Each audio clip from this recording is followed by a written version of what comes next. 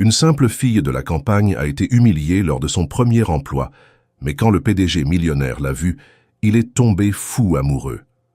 Camille Brousseau fixait le paysage par la vitre du train à grande vitesse, les yeux écarquillés d'émotion. Les champs dorés et les collines paisibles de la Bourgogne défilaient à toute allure, s'effaçant lentement pour céder la place à l'immensité urbaine de Paris. Dans son sac usé, elle avait rangé une lettre d'embauche imprimée, soigneusement pliée.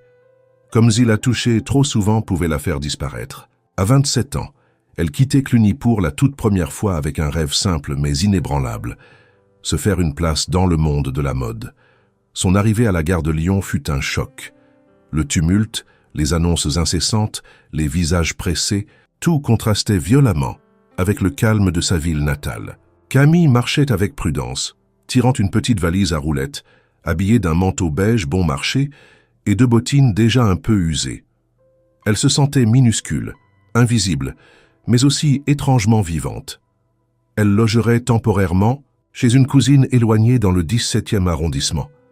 Le temps de trouver quelque chose de plus stable. Le lendemain matin, elle se présenta devant la façade imposante de Morel Haute Mode, rue du Faubourg Saint-Honoré. L'immeuble tout en verre et acier reflétait un ciel gris typiquement parisien. Camille inspira profondément avant de franchir la porte tournante. À la réception, tout semblait sortir d'un magazine. Les murs blancs immaculés, les sièges design, l'éclairage tamisé. Elle s'approcha timidement du comptoir. « Bonjour, je suis Camille Brousseau. Je commence aujourd'hui comme réceptionniste junior. » L'assistante à l'accueil, une femme à la silhouette impeccable, leva à peine les yeux de son écran.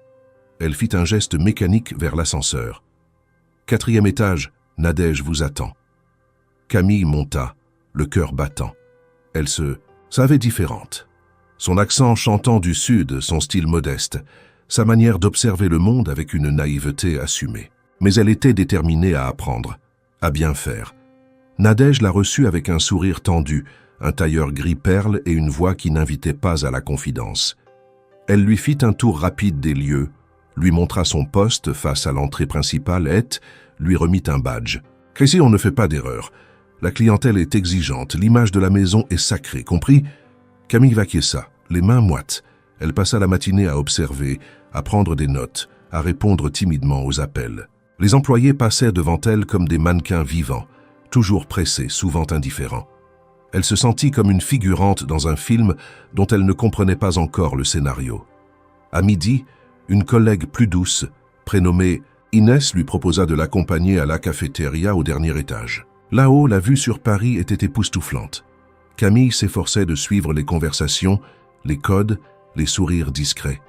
Elle riait parfois, même si Hélène comprenait pas toujours la blague. Elle voulait s'intégrer, coûte que coûte. De retour à son poste, elle s'autorisa un instant à contempler l'immense hall. Elle se demanda si elle parviendrait un jour à être prise au sérieux dans un monde qui semblait n'avoir rien à voir avec le sien. Elle songea à sa mère, à Cluny, qui lui avait glissé un mot dans sa poche avant le départ. « Reste toi-même, même si personne ne comprend. » Camille s'accrocha à cette phrase toute la journée. Le soir venu, elle quitta l'immeuble le cœur lourd mais l'esprit éveillé. Ce n'était qu'un début, un premier pas timide dans un univers aussi froid qu'élégant. Mais elle y était. Enfin, elle marcha lentement sur les trottoirs mouillés, absorbant les sons de la ville, les odeurs de boulangerie, le grondement lointain du métro.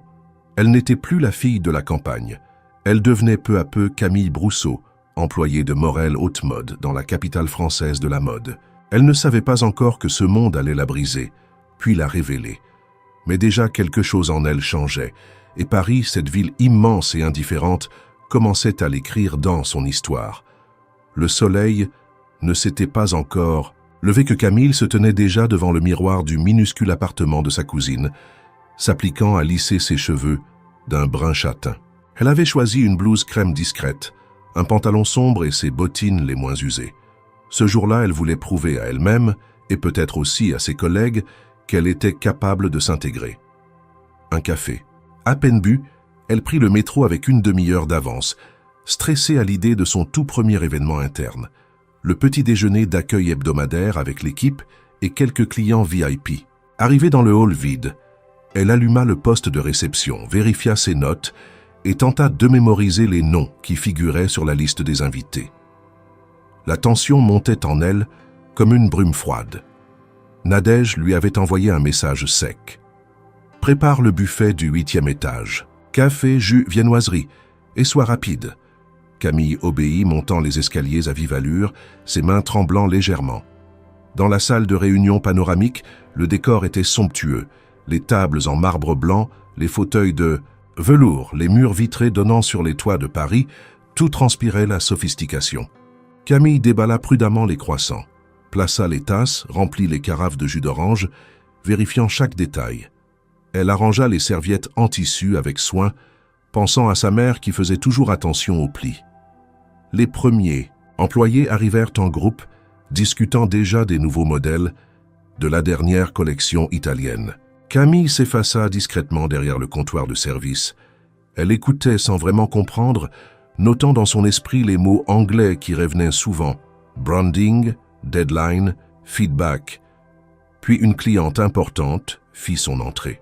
Élégante, drapée dans un manteau Balenciaga, elle s'approcha du buffet. Camille, voulant bien faire, se précipita pour lui offrir une tasse de café. Elle prit la tasse, la remplit et tendit la main avec un sourire poli. Mais dans la précipitation, elle trébucha légèrement contre le pied d'une chaise.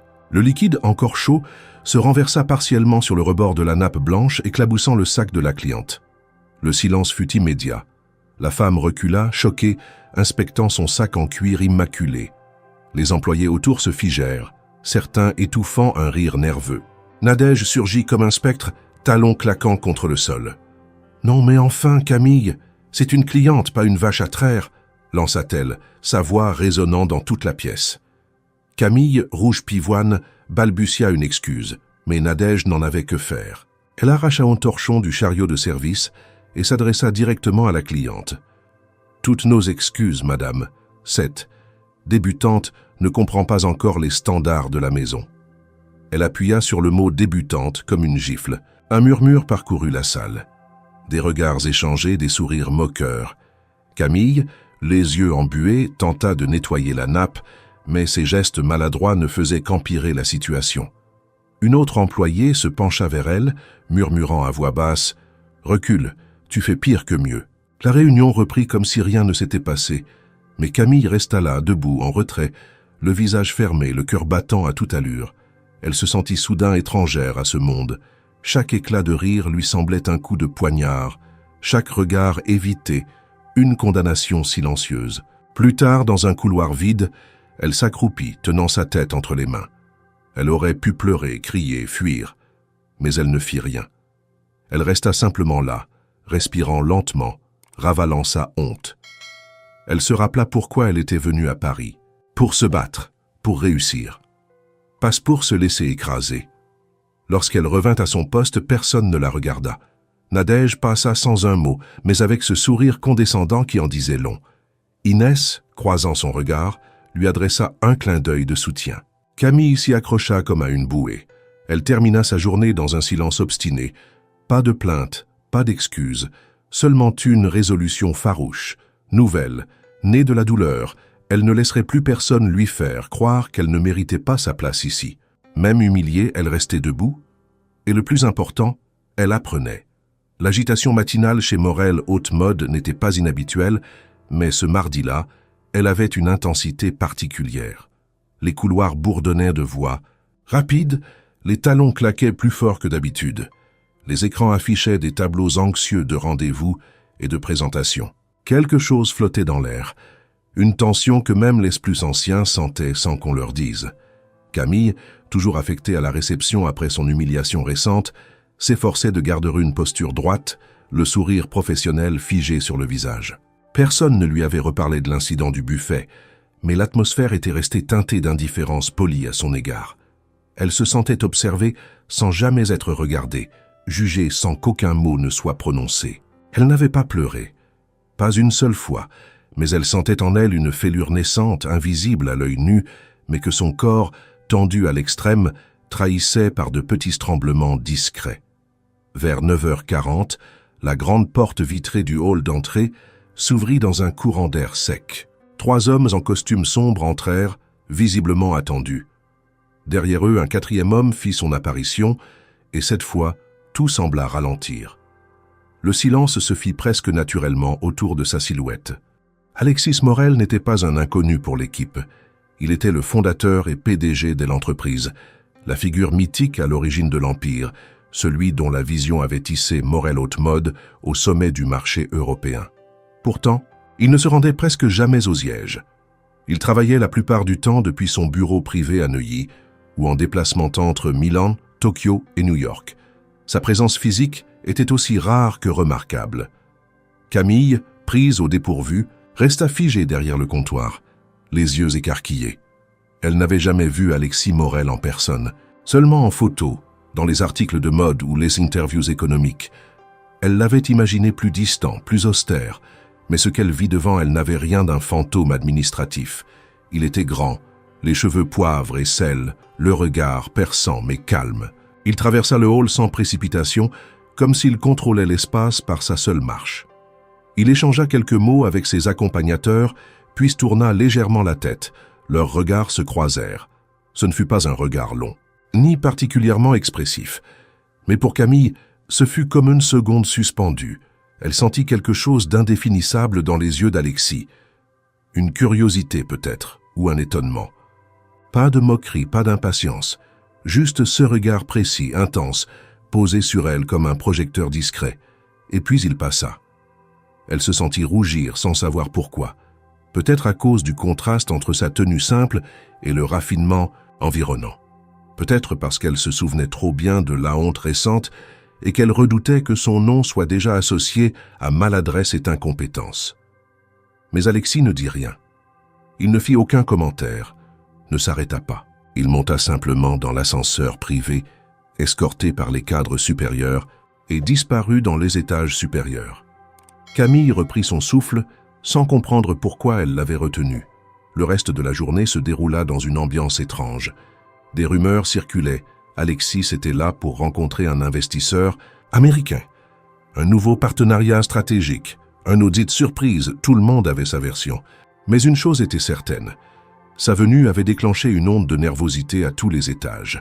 Nadège, habituellement froide et intransigeante, trottait dans les couloirs en vérifiant chaque détail. Les superviseurs parlaient à voix basse. Même Inès semblait plus tendue que d'habitude. Pour Camille, pourtant, cette journée fut différente. Elle n'avait échangé aucune parole avec Alexis, mais ce simple regard avait éveillé en elle une sensation inattendue. Pas de romantisme naïf, pas de fantasme. Plutôt une forme de reconnaissance muette, comme si au milieu d'une foule qui ne la voyait pas, quelqu'un avait enfin pris le temps de la voir. En fin d'après-midi, alors qu'elle rangeait quelques documents, elle aperçut Alexis redescendre seul par l'escalier central. Il s'arrêta un instant dans le hall, regardant autour de lui comme pour capter une dernière impression des lieux. Son regard se posa de nouveau sur Camille. Cette fois, il sourit. Un simple sourire discret, mais sincère. Elle répondit par un léger hochement de tête, le cœur battant sans comprendre pourquoi ce geste si anodin la bouleversait autant. Quelques minutes plus tard, il avait quitté les lieux et tout reprenait son cours habituel. Mais Camille savait déjà que quelque chose venait de changer. Pas dans l'entreprise, en elle. Hélène ne pouvait pas encore nommer ce changement, ni même le mesurer. Mais pour la première fois depuis son arrivée, elle avait senti qu'elle existait, non comme une erreur à corriger, mais comme une personne à part entière. Et ce regard-là, elle n'était pas prête de l'oublier. Les jours suivants, la visite d'Alexis Morel passèrent dans une ambiance morne. L'apparition fulgurante du PDG avait été commentée, décortiquée, mais déjà les esprits s'étaient recentrés sur la routine exigeante de l'entreprise.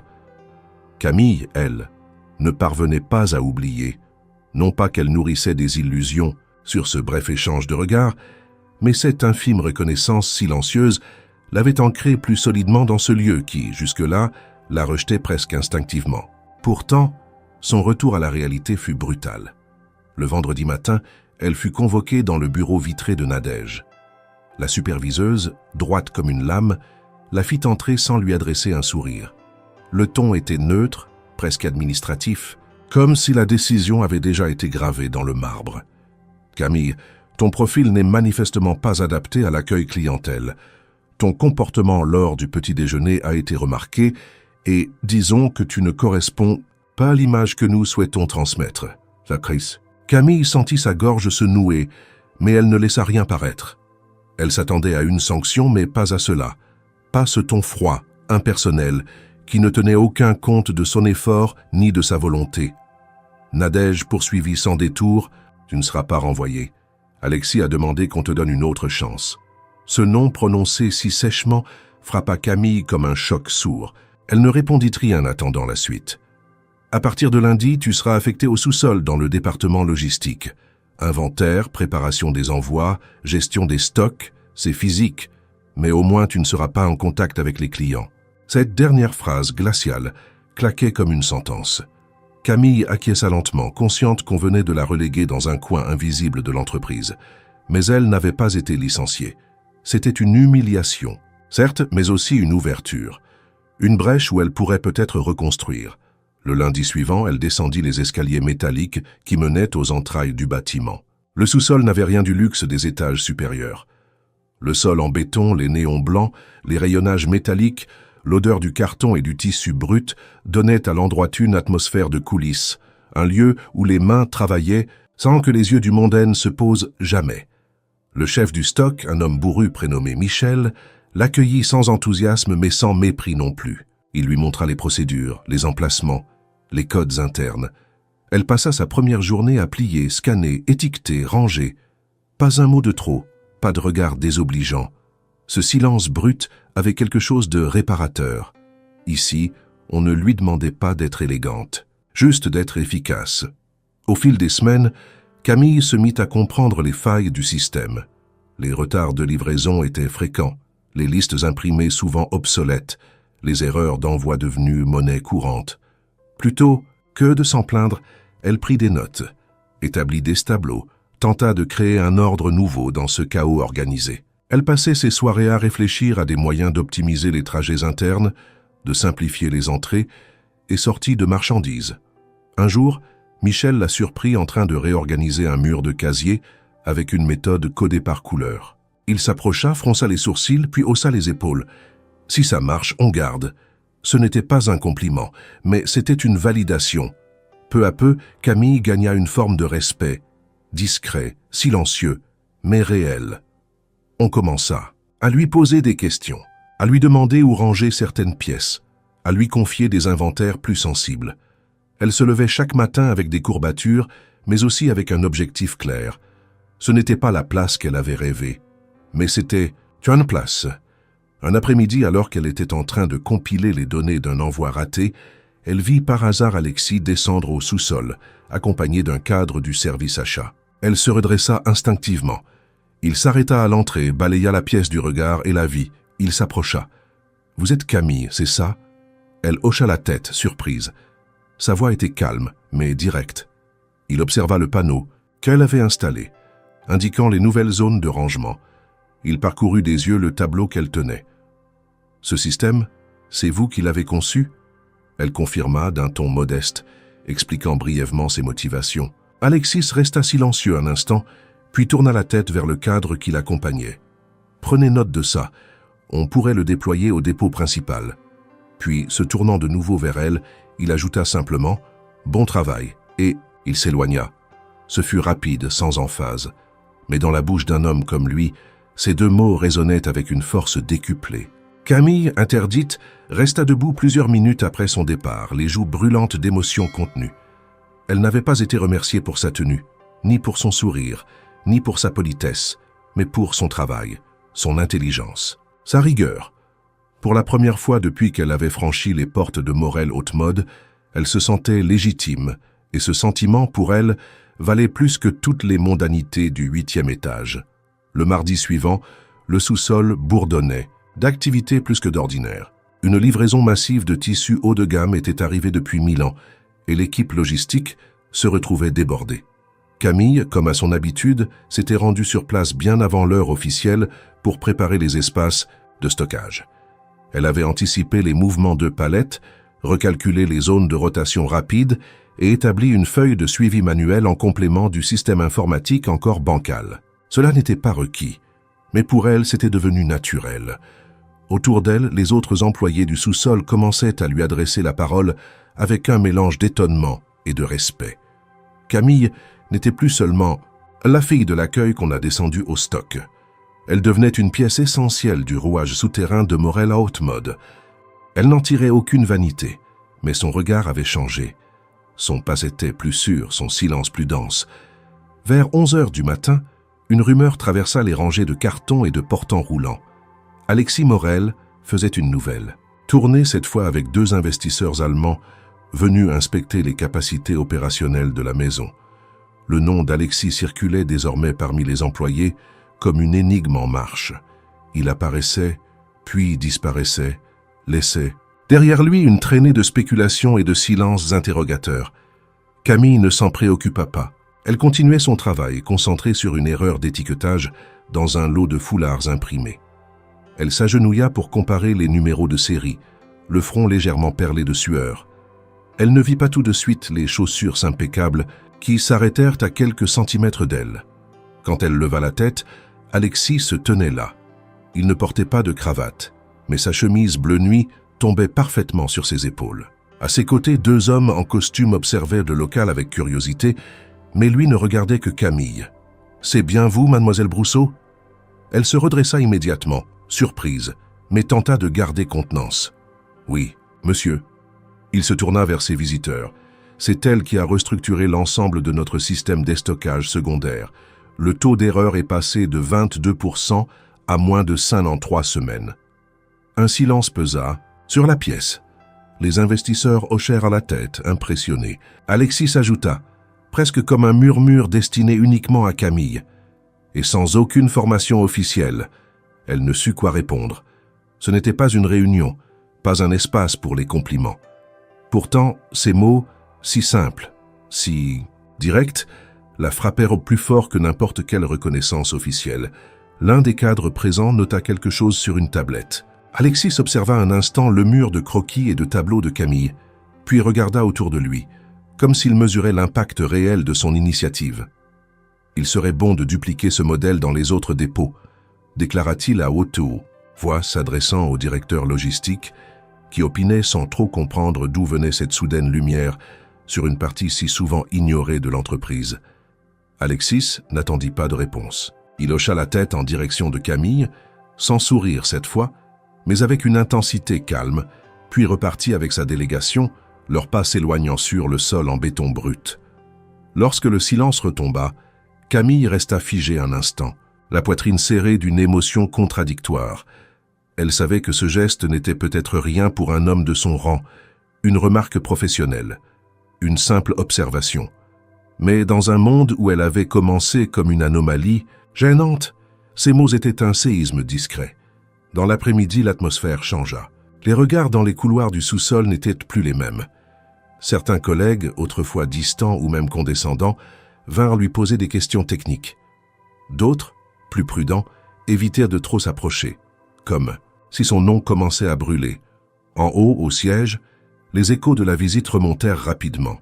Nadège entendit parler de Camille dans un contexte qu'elle n'apprécia pas. Elle mâcha nerveusement son stylo en lisant le rapport logistique envoyé par le département. Le nom de Camille y figurait 3 fois. Alexis l'y avait glissé, lui-même comme un appui explicite. Ce fut un basculement silencieux mais déterminant. Camille ne l'avait pas cherché. Hélène n'avait pas demandé à être remarquée. Pourtant, l'attention d'Alexis avait été comme une torche allumée dans l'obscurité des souterrains. Pas un feu de projecteur, plutôt une lumière fixe, orientée, précise. Ce soir-là, en rentrant chez sa cousine, elle monta sur le toit de l'immeuble, un carnet de croquis à la main. Elle y nota, ligne après ligne, les idées qu'elle avait pour rationaliser les trajets internes, les cycles de commande, les délais de livraison. Ce n'était pas une obligation. Personne ne le lui demandait, mais elle sentait que quelque chose naissait en elle. Une compétence, un regard, un début d'élan. Elle ne savait pas où cela mènerait. Mais elle savait une chose. Désormais, elle était visible. Et dans cet univers de luxe et de performance, cela voulait tout dire. Le lundi suivant, une brume tenace enveloppait Paris dès les premières heures du matin, et dans les sous-sols. De Morel Haute Mode, Camille ne ressentait plus la morsure du froid comme avant. Elle était absorbée par ses tableaux de roulement, ses feuilles de réception, ses codes couleurs improvisés qui avaient réorganisé tout le système logistique du site secondaire. Ce n'était plus un travail pour elle. C'était devenu une mission. Elle ne visait pas la reconnaissance, même si elle en avait goûté une fine tranche, mais une forme de victoire personnelle. Le silence autour d'elle n'était plus un isolement. Il s'était transformé en espace de concentration et de construction. Mais au-dessus d'elle, dans les étages où les chaussures cirées résonnaient sur le marbre poli, Nadège observait tout cela d'un œil très différent. Depuis l'éloge public d'Alexis à l'égard de Camille, un malaise croissant avait commencé à s'installer dans son esprit.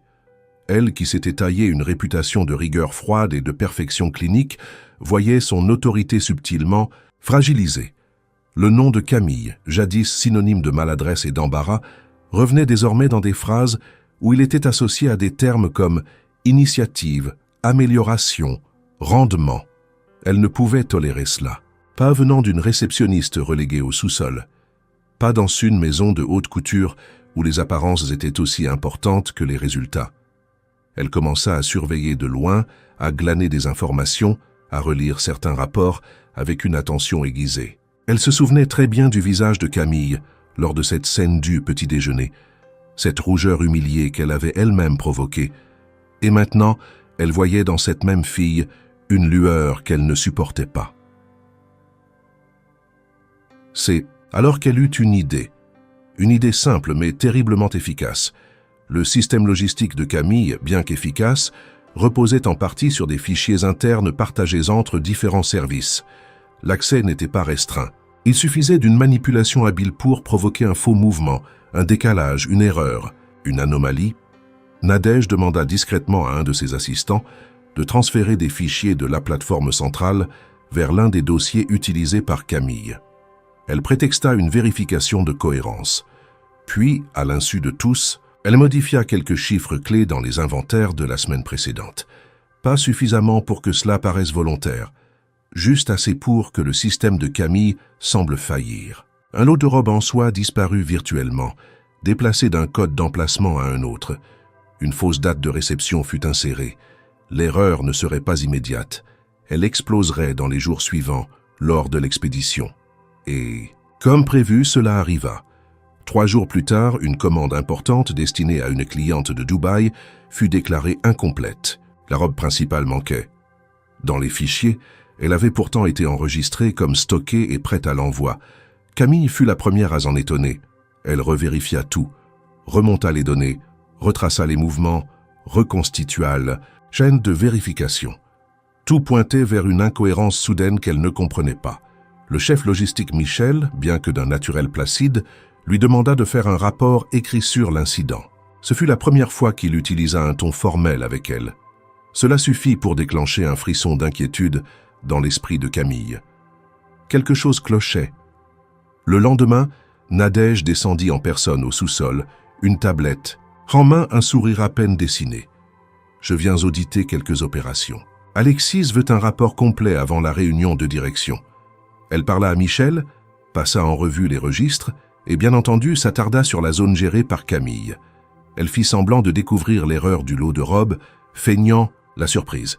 Puis elle posa des questions de plus en plus précises, presque inquisitrices, à Camille.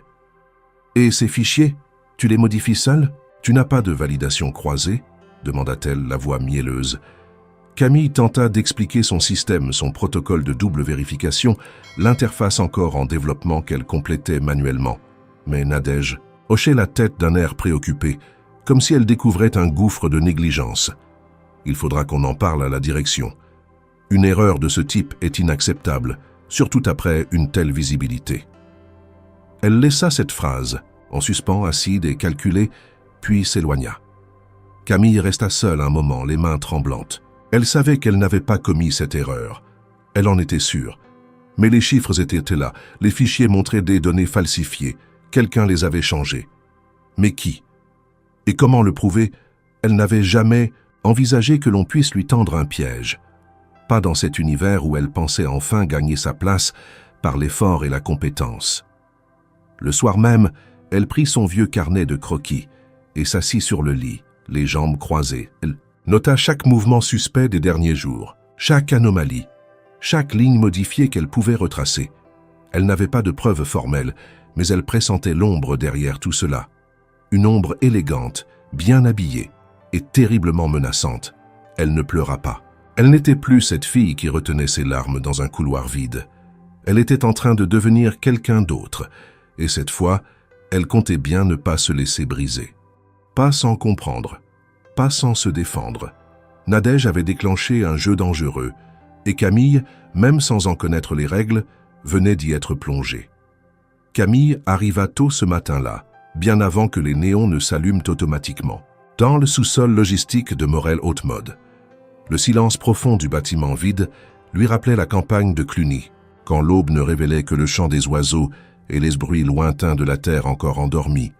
Mais aujourd'hui, elle n'était pas là pour travailler comme d'habitude. Elle était venue chercher la vérité. Depuis l'incident de la commande manquante, la tension s'était installée entre les murs froids du département. Les échanges entre collègues étaient devenus prudents, filtrés par de regards hésitants.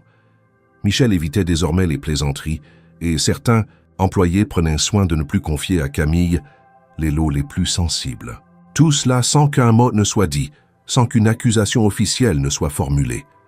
Mais elle sentait la fracture, invisible mais tranchante. La veille, en fouillant parmi les anciennes feuilles de suivi et les historiques de fichiers, Camille avait constaté des modifications impossibles, des lignes supprimées, des données déplacées, des enregistrements faits à des heures où elle n'était même pas connectée. Elle n'était pas une experte en informatique, mais elle avait toujours eu le réflexe de noter à la main ce qu'elle entrait dans le système, juste au cas où. Une vieille habitude née d'une méfiance naturelle. Ces notes, soigneusement conservées, dans un classeur rouge, ne correspondaient plus aux fichiers numériques, et cela ne pouvait pas être une simple erreur. Elle repensa à la manière dont Nadège l'avait interrogée, à ce ton doucereux derrière lequel se cachait une menace, à peine voilée. Elle n'avait plus de doute. C'était une manœuvre délibérée, mais accuser une supérieure sans preuve tangible serait suicidaire.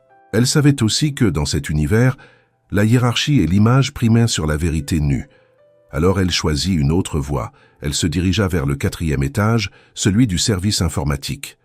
Là, dans un bureau exigu rempli d'écrans et de câbles, travaillait Émile, un technicien discret qu'elle avait croisé plusieurs fois à la cafétéria.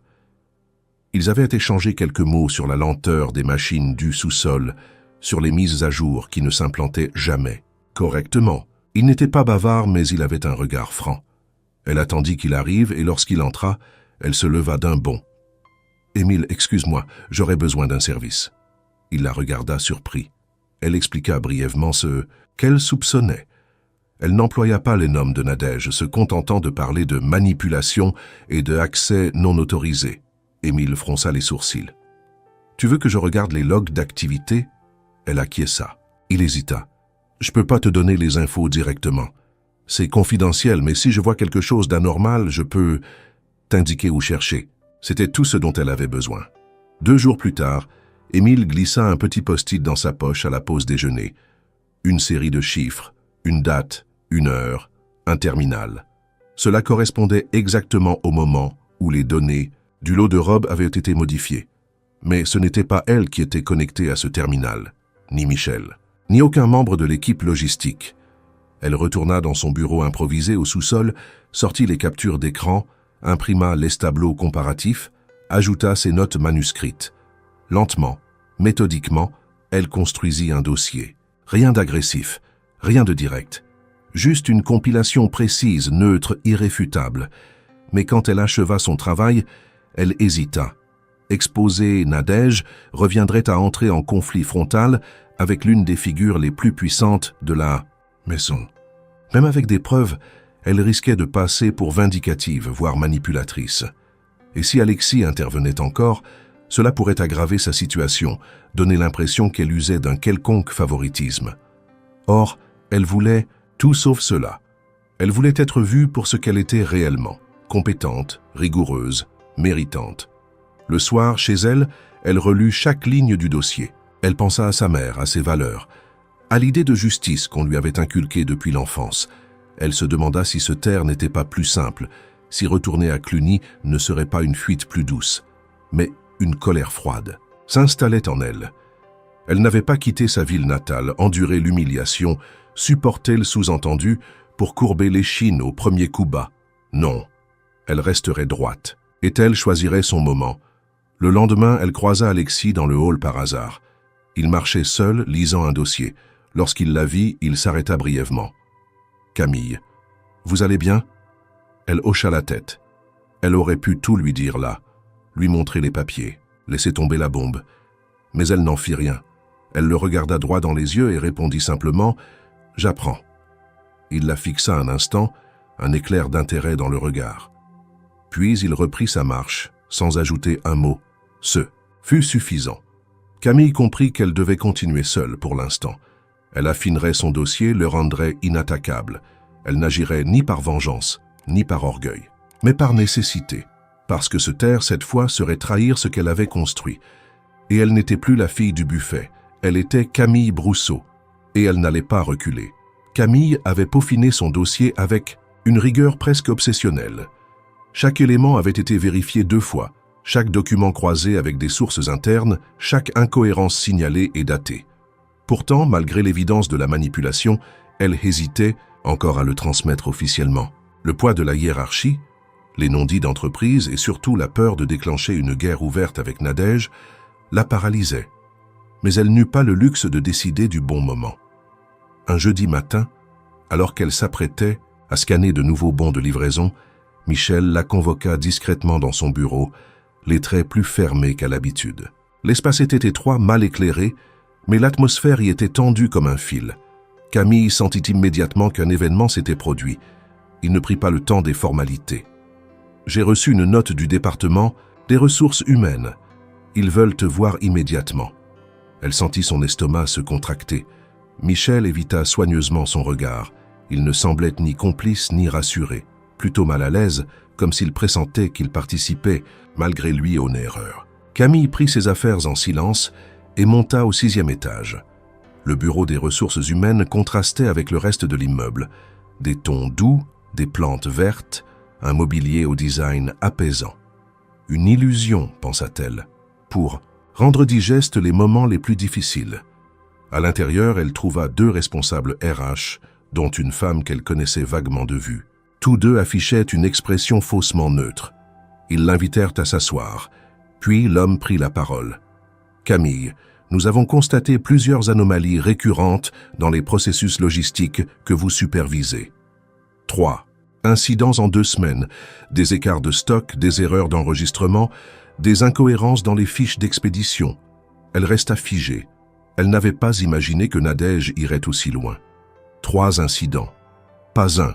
Ils avaient fabriqué une trame, un schéma fictif, une stratégie d'accusation calculée. Nous sommes obligés d'ouvrir une procédure disciplinaire interne. Le mot tomba comme un couperet. Elle aurait voulu répondre, hurler, claquer sur la table son dossier de preuves. Mais une forme d'instinct la retint. Elle sentit que le moindre faux pas, la moindre réaction trop vive, serait interprétée comme une tentative de diversion. Elle demanda simplement « Puis-je consulter les détails de ces incidents ?» Les responsables se regardèrent brièvement, puis lui tendirent une pochette. En l'ouvrant, elle reconnut immédiatement les documents trafiqués. Des copies imprimées sans métadonnées, sans historique d'accès. Des papiers soigneusement nettoyés de toute trace numérique. Ils avaient été préparés avec soin, comme des pièces de théâtre jouées à huis clos. Elle ne se défendit pas. Pas encore. Elle demanda seulement du temps pour préparer sa réponse. On lui accorda 48 heures. Puis elle sortit du bureau, le cœur en feu mais le visage de marbre. Le bruit de sa convocation s'était déjà répandu. Dans les couloirs, certains baissèrent les yeux, d'autres chuchotaient. Camille descendit au sous-sol, évitant les regards. Michel ne dit rien, mais son silence parlait. L'atmosphère était étouffante. Chaque geste devenait une lutte. Chaque minute semblait l'éloigner d'un avenir qu'elle pensait avoir enfin frôlé. En début d'après-midi, alors qu'elle réorganisait mécaniquement des cartons, une alerte afficha sur son téléphone de service. Réunion urgente. Salle des directeurs. 15 heures précises. L'expéditeur était Alexis Morel. Elle monta sans réfléchir. Les étages défilaient, comme dans un cauchemar. Quand elle entra dans la salle de réunion, Alexis était déjà là. Debout, les mains croisées derrière le dos, il fixait l'écran principal. À ses côtés, Nadège, droite, calme, presque satisfaite. Les deux responsables RH étaient également présents, ainsi que Michel, visiblement mal à l'aise. Camille s'installa en silence. Alexis ne la regarda pas immédiatement. Il prit la parole avec cette autorité tranquille qu'elle lui connaissait. « Nous sommes ici pour faire la lumière sur une série d'erreurs logistiques qui nuisent à notre image et à notre efficacité. » Il se tourna vers Nadège, qui s'empressa de projeter un tableau récapitulatif. Des graphiques, des listes de dates, des photos de bons de livraison, tout semblait imparable. Camille écoutait en silence, retenant chaque détail. Puis, au moment où Nadège s'apprêtait à conclure son intervention, Alexis l'interrompit. « Et vous êtes certaine de la source de ces erreurs ?» Nadège haussa un sourcil. Elles sont toutes liées au fichier géré par Camille. Il la fixa un moment, puis se dirigea vers la table centrale. Il y posa un dossier noir, identique à celui que Camille avait préparé. Lorsqu'il l'ouvrit, les premières pages affichèrent les logs d'activité du système informatique. Des horaires, des noms d'utilisateurs, des codes internes. Camille reconnut aussitôt les données fournies par Émile. Elle ne comprenait pas comment Alexis y avait eu accès, mais elles étaient là, intactes, inattaquables. Il poursuivit. Curieusement, certaines modifications ont été faites depuis le terminal du bureau de Nadège, et cela à des horaires où Camille était officiellement absente. Le silence fut brutal. Nadège resta figée. Elle tenta de répliquer, de parler de tests, de consultations de routine, mais Alexis la coupa sèchement. « Ce n'est pas la première fois que je vois ce genre de manœuvre, mais je ne tolère pas qu'on s'en prenne à une employée qui fait preuve d'un engagement irréprochable. » Puis enfin, il regarda Camille, longuement. « Vous n'avez plus besoin de vous défendre, c'est à eux de s'expliquer. » Elle ne sut que répondre. Dans cette pièce où elle pensait être jugée, elle avait été défendue, publiquement, sans ambiguïté. La réunion se termina dans une tension glaciale. Nadège quitta la salle la première, sans un mot. Les RH suivirent, mal à l'aise. Michel resta un instant, puis sortit à son tour. Alexis et Camille restèrent seuls. Il s'approcha sans dire un mot. Elle voulut parler, mais il leva la main. « Vous avez fait ce qu'il fallait, et je l'ai vu. » Puis il sortit, la laissant, seule dans cette salle où sa dignité venait d'être restaurée. Mais au fond d'elle, ce n'était pas la victoire qui battait le plus fort. C'était un trouble nouveau, profond, que le regard d'Alexis avait réveillé. Depuis la confrontation en salle de réunion, le nom de Camille n'était plus prononcé à la légère dans les couloirs de Morel Haute-Mode. Les regards qui autrefois la traversaient comme si elle n'existait pas, se chargèrent désormais d'un mélange de crainte et de respect. Les plus malins comprenaient que si le PDG lui-même s'était impliqué pour démêler une affaire interne, c'était que la jeune femme possédait bien plus que ce que son apparence discrète laissait présager. Mais pour Camille, cette soudaine attention n'avait rien d'un triomphe. Elle n'en tirait ni fierté ni satisfaction.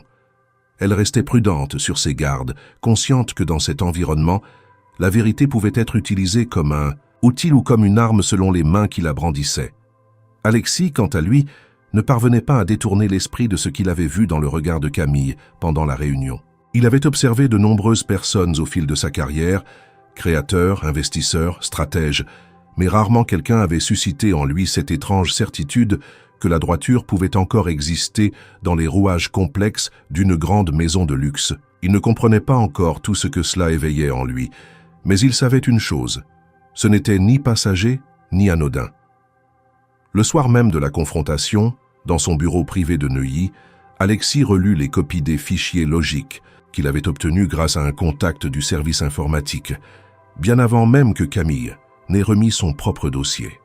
Ce qui l'avait alerté, ce n'était pas seulement l'incohérence des données, mais la manière avec laquelle Nadège avait orchestré sa présentation.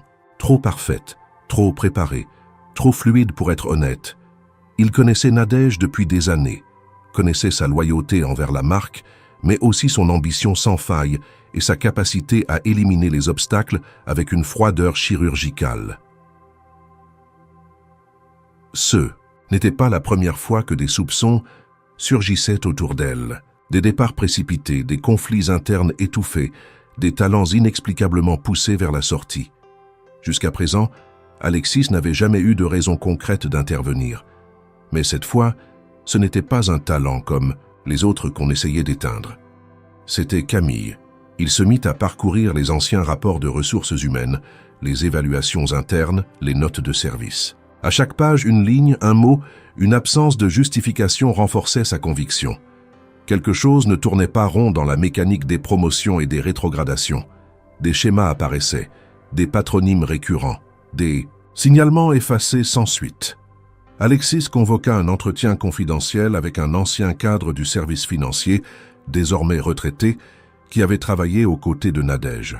Dans un café discret de la rue Saint-Dominique, ils échangèrent pendant 1 heure. Le vieil homme confirma ce que les documents ne disaient pas. La main de Nadège s'était insinuée subtilement dans toutes les sphères de pouvoir intermédiaire de l'entreprise. Elle ne visait pas la direction générale, non, mais elle contrôlait l'organigramme du quotidien. Égard à ceux qui se mettaient en travers de sa route. Le lendemain, Alexis demanda un rapport complet sur toutes les décisions. RH concernant les employés juniors des 3 dernières années. Officiellement, il justifia cette demande par une volonté de réévaluer les dynamiques internes de performance. Officieusement, il traquait les empreintes d'un système parallèle, occulte, que personne n'avait osé dénoncer jusqu'alors. Il convoqua également Émile, le technicien informatique. Le jeune homme entra dans le bureau du PDG avec une nervosité palpable. Alexis, sans détour, lui demanda s'il avait aidé Camille. Émile hésita, puis confirma. Il croyait être réprimandé. À la place, Alexis lui dit « Vous avez fait ce qu'un bon professionnel fait quand il voit une injustice. Vous pouvez être fier. » Émile ressortit du bureau aussi perplexe que soulagé. Pendant ce temps, Camille poursuivait son travail au sous-sol, redoublant de précision.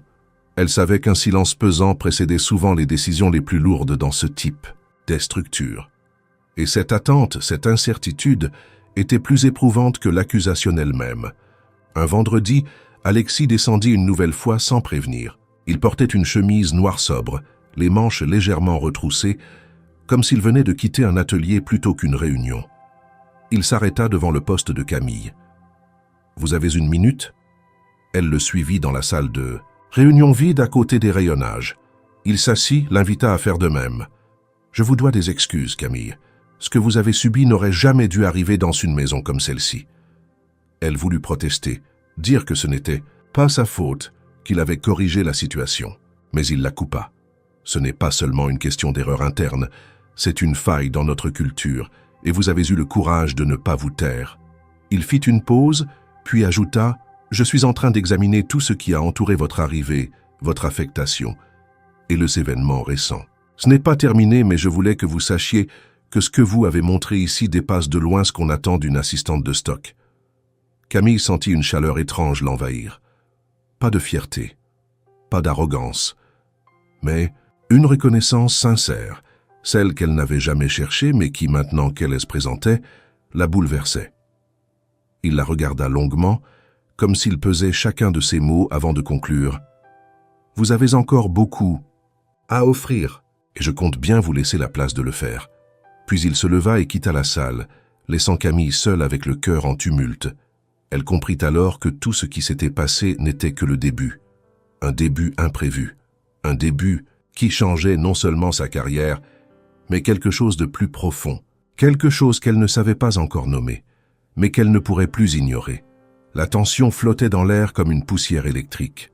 Depuis plusieurs jours, l'escouloir de Morel Haute Mode vibrait d'un silence anormal, comme si toute l'entreprise retenait son souffle. Les discussions à la machine à café étaient murmurées, les portes se refermaient plus vite qu'à l'habitude, et les regards devenaient plus fuyants, plus scrutateurs. Quelque chose de grave était en train de mûrir, et tout le monde en pressentait la proximité sans oser poser de mots dessus. Camille, elle, marchait chaque jour dans ce climat avec une maîtrise acquise au prix de douleurs anciennes. Son corps entier demeurait droit, mais à l'intérieur la tempête grondait. Elle avait repris son travail de manière exemplaire. Malgré la clarté des faits, elle n'avait pas cherché à provoquer, ni à triompher.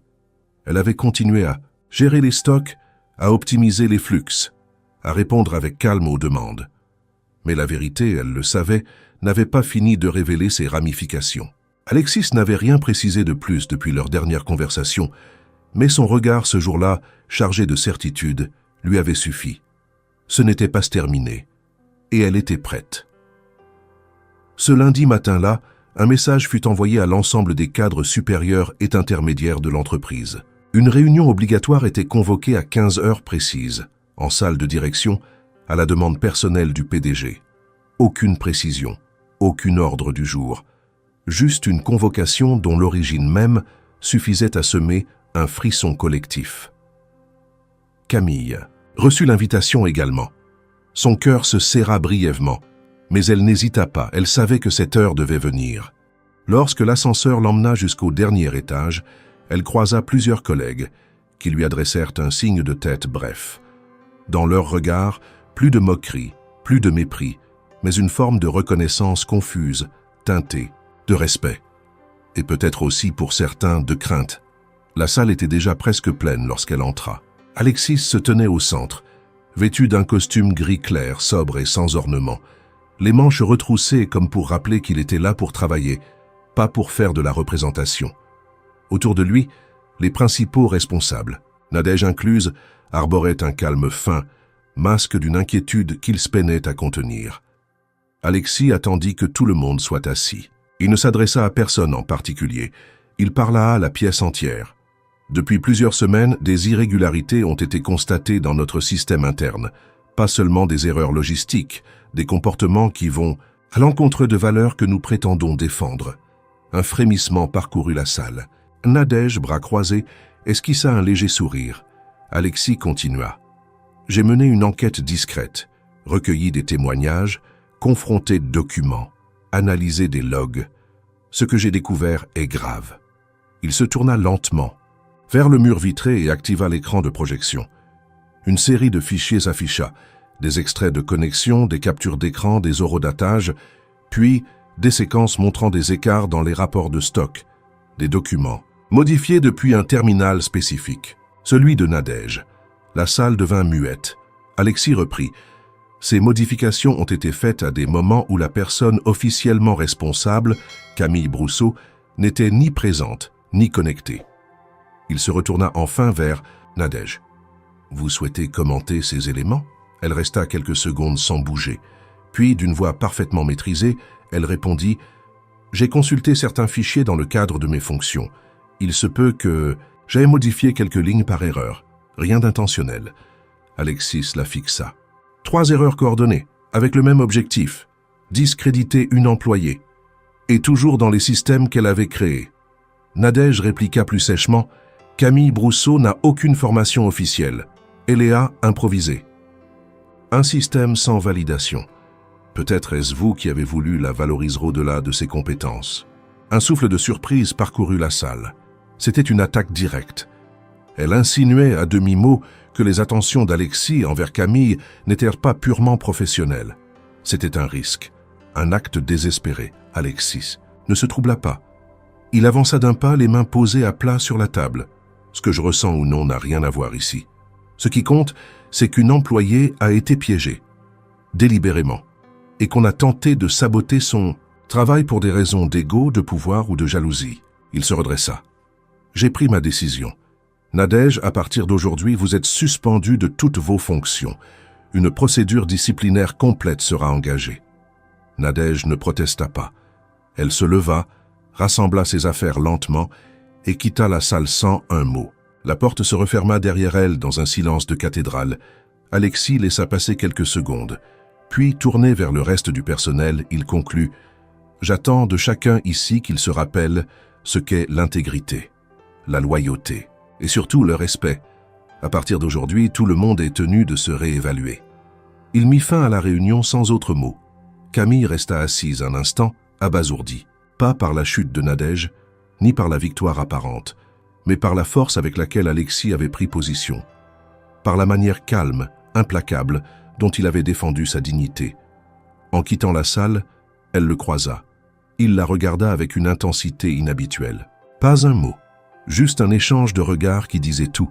Il n'avait pas fait cela uniquement par devoir.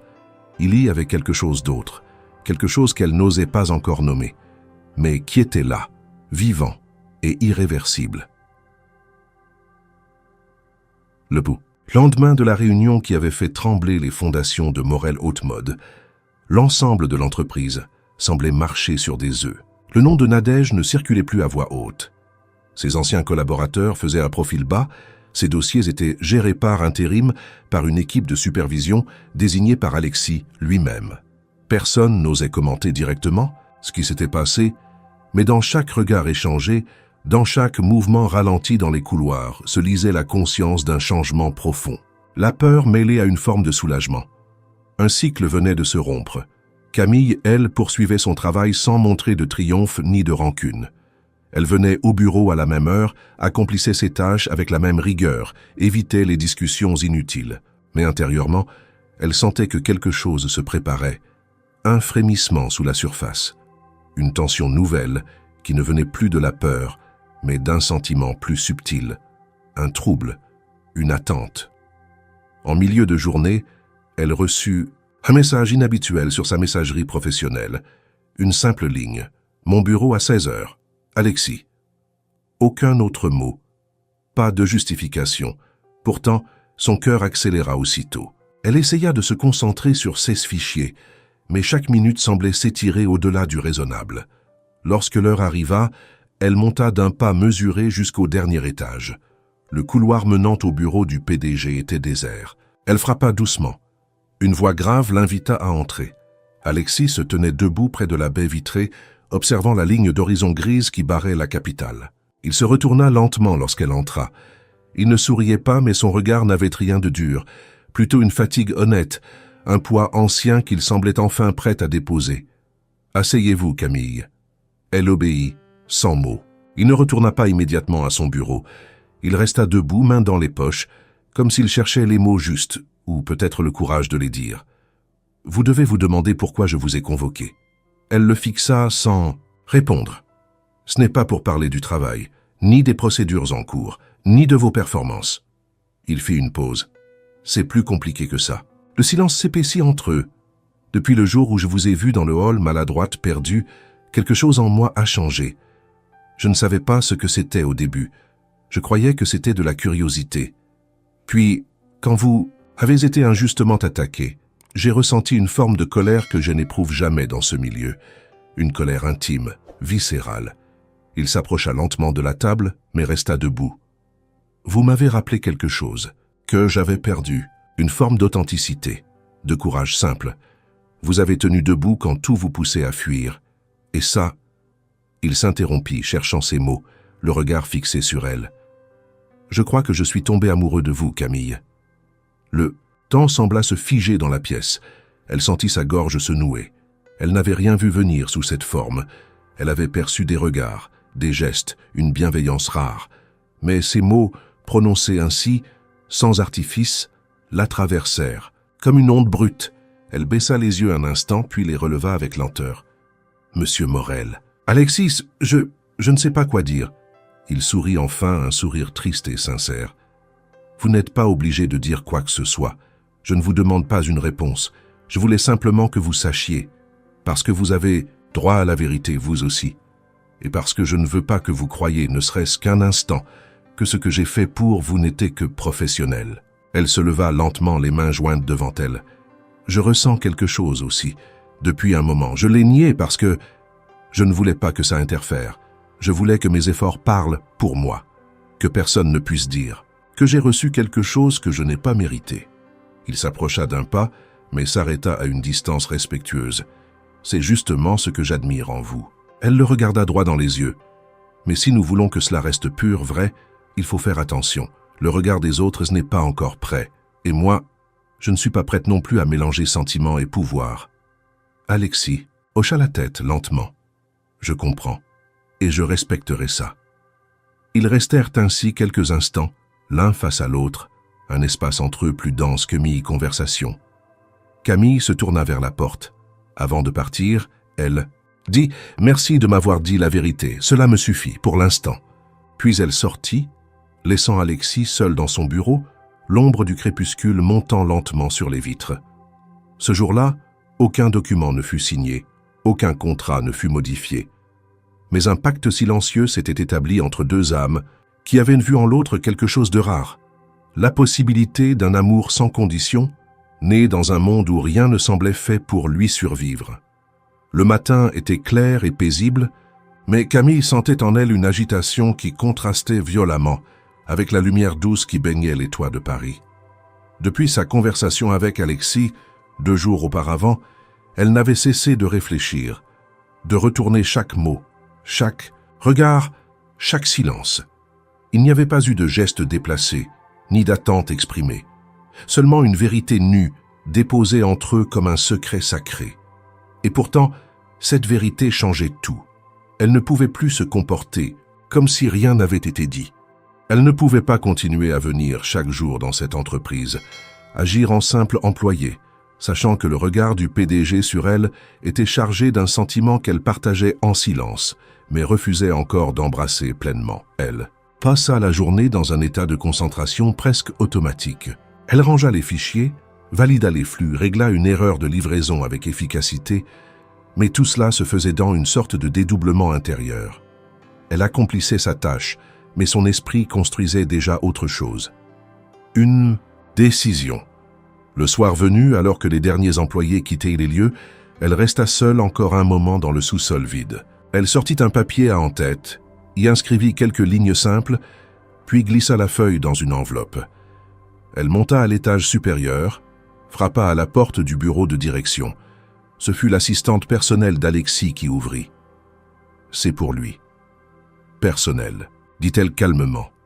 Elle tendit l'enveloppe, puis tourna les talons sans attendre de réponse. Ce n'est que le lendemain matin qu'Alexis lut la lettre.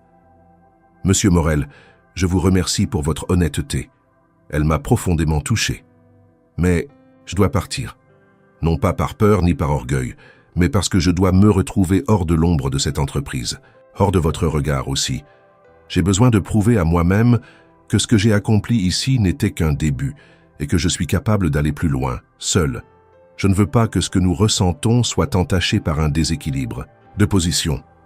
Si un jour ailleurs, dans d'autres circonstances, nos chemins se croisent à nouveau, alors peut-être pourrons-nous construire quelque chose de vrai, d'égal, de libre. Avec respect, Camille Brousseau, Alexis relut ces lignes plusieurs fois. Il n'en fut ni surpris ni blessé. Il comprenait.